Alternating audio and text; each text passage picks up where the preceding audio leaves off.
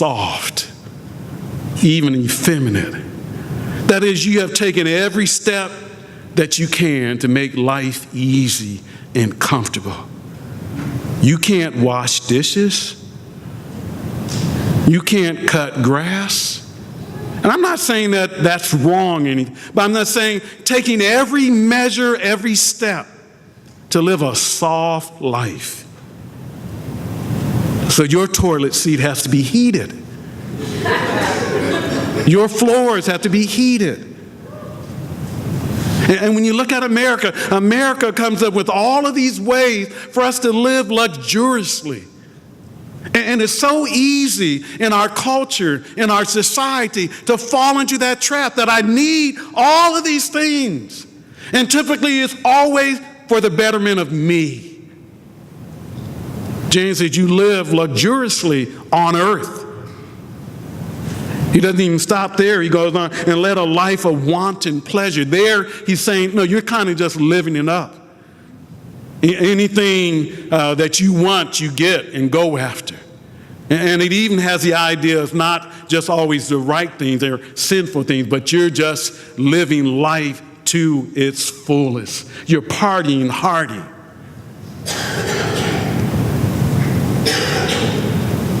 You're living in wanton pleasure, wastefulness.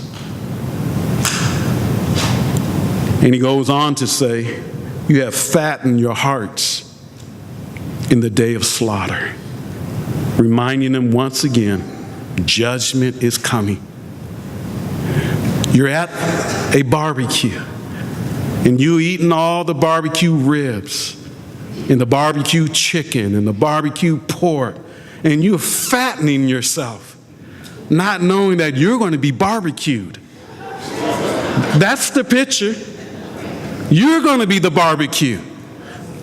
You're living life up. I mean, you're eating all the barbecue. Links and chicken, everything. Not realizing that you're just preparing yourself to be the barbecue.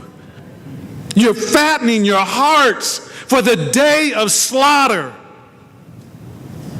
He wants us to understand the destiny of unsaved rich people. Unsaved rich people indulge themselves to the maximum.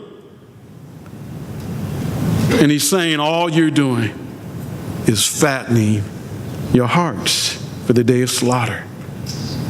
And so James is trying to get us to see how wrong it is to be involved in the self-indulgent use of money. And we really have to look at ourselves. No, for people who have been given money and possessions, pretty soon you have to say enough is enough. Pretty soon you have to say, I don't have to get everything. I don't have to have every little item. I don't have to make my life so comfortable that it becomes soft. And I can barely move around because I'm into soft life, the comfortable life. And I know some of us have grown up hard lives. We didn't have nothing, so it's easy for us to fall into the trap of thinking we need everything. But you know, like I know, that things will never satisfy you. There'll never come a time where you can say, I'm satisfied, I'm content. Because contentment does not come through things, it comes through Jesus Christ and Him alone. That's where the contentment comes. And again, I don't want you to miss what I'm saying, because some of you might be saying, he ain't got no money, so that's why he's saying that. That's not the issue. You can have nice things. And some of us have nice things. Some rich people have some nice things. But they're not self-indulgent. It's not all about every time they write a check. The memo says self. That every time they use a credit card and the credit card categorizations come out at the end of the year, everything is entertainment. It's all about me. And we got to be very careful because we're slick. We know how to maneuver this stuff. And so we can say, well, I'm giving pretty good to the Lord, so I can just enjoy life. All I'm simply saying, James says, learn the lesson. Learn the lesson.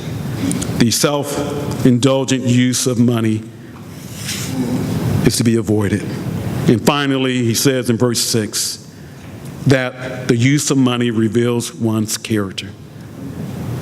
Just like the tongue is a barometer of our spiritual character, likewise, our money says something about us. And James shows how money manifested itself in these wicked, wealthy people. They used their money for their benefit, for their advantage, and it showed that they were wicked. And so James writes in verse 6, you have condemned. And what he means there is that they have used the legal system.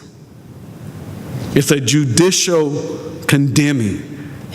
They paid off judges to put these Christians in jail. They didn't stop there. Their wickedness didn't stop there. He goes on to say, you have put to death the righteous. You see how wicked their heart is? They're taking advantage of the poor. They're using the legal system. They're taking money and put it in the pockets of the judges so that the judge will render verdicts for their good. And some people say that literally they had the courts